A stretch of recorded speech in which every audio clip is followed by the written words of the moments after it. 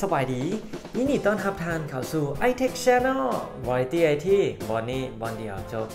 เจอกันมื้อนี้มีสาระดีๆความรู้ดีๆมาฝากทานอย่างเช่นเคยหลายคนอาจจะเคยเห็นอาจจะเคยเจอปัญหาตัวนี้เนาะเรื่องการเบิ่งวิดีโอย้อนหลังในหัวบันทึกของกล้องวงจรปิดนั้นฮู้จุดฮู้เวลาแต่ต้องได้เอาโทรศัพท์นี่นะมาถ่ายเอาภาพมันจะบ่แจ้ง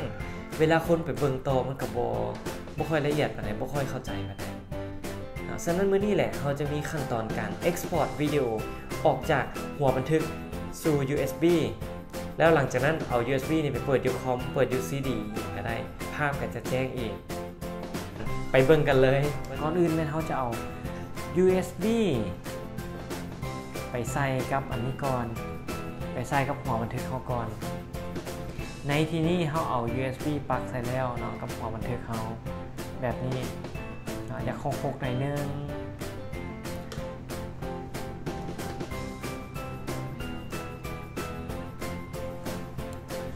หลังจากที่เราปลั๊ก USB เข้าไปแล้วเราต้องการอยากเบิ่งย้อนหลังเนาะก็แม่นคือวิดีโอที่ผ่านมาเราสามารถกลับไปเบิ่งได้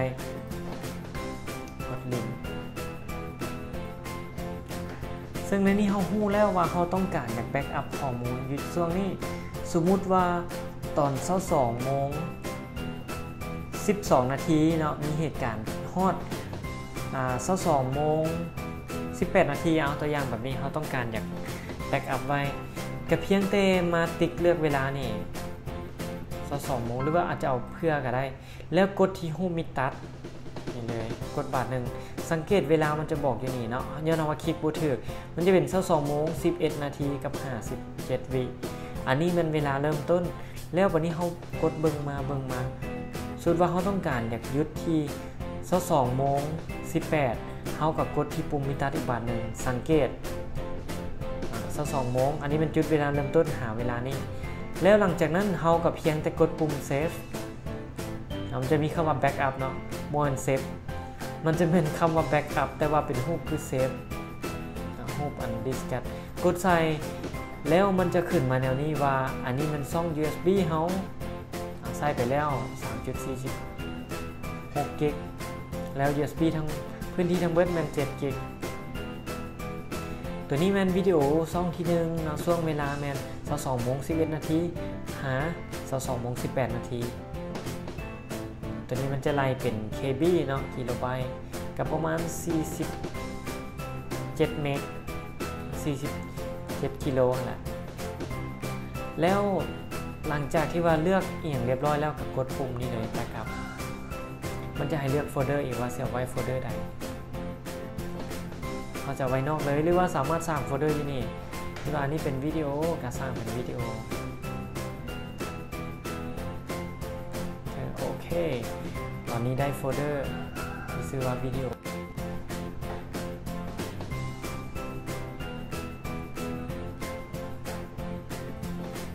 เลื่อนมาหาโฟลเดอร์วิดีโอที่เราสร้างไว้นี่แล้วคลิกใส่แล้วหลังจากนั้นก็กดปุ่ม start ตอนนี้มันเริ่มทำการแบ็กอัพให้เราเนาะซึ่งเบิ่งเวลาอยู่ในนี้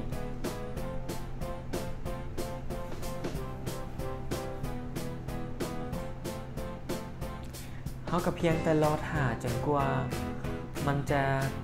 แบ็กอัพแล้วเนาะ copy จนไปใส่ USB เราจนสำเร็จหลังจากสำเร็จแล้วมันจะมีข้อความฟ้องขึ้นมาแล้วหลังจากนั้นเขากับเพียงแต่ USB เขาไปเปิดอยู่ที่คอมได้เลยสำนี้ก็สำเร็จแล้วสำหรับการแบ็กอัพเอาวิดีโอเหตุการณ์จากกล้องวงจรปิดเนาะออกมาใส่ USB แล้วก็จบกันไปแล้วเนาะกับการ Export วิดีโอใส่ USB เพื่อไปเบิ่งอยู่ในคอมพิวเตอร์หรือว่าเครื่องเล่น CD เขาเป็นยังไงได้สาระดีๆข้อมูลดีๆแล้วบ่หวังว่าคงสิได้เก็บเล็กเก็บน้อยไปเนาะของหมู่ตัวนี้เอาถ้าสุดว่ามักก็ต้องการอยากแบ่งปันให้หมู่เพื่อนได้เบิ่งนำก็อย่าลืมกดไลค์กดแชร์ถ้าต้องการอยากเขียนรู้เพิ่มเติมหรือต้องการติดตามก็อย่าลืมกด Subscribe แล้วกดปุ่มกระดิ่งนำเพื่อเวลามีวิดีโอใหม่ๆบทเรียนใหม่ๆมันจะได้แจ้งเตือนทันสำหรับมื้อนี้ก็ขอจบลงเพียงส่ำนี้เนาะแล้วเจอกันใหม่ในวิดีโอหน้าขอขอบใจ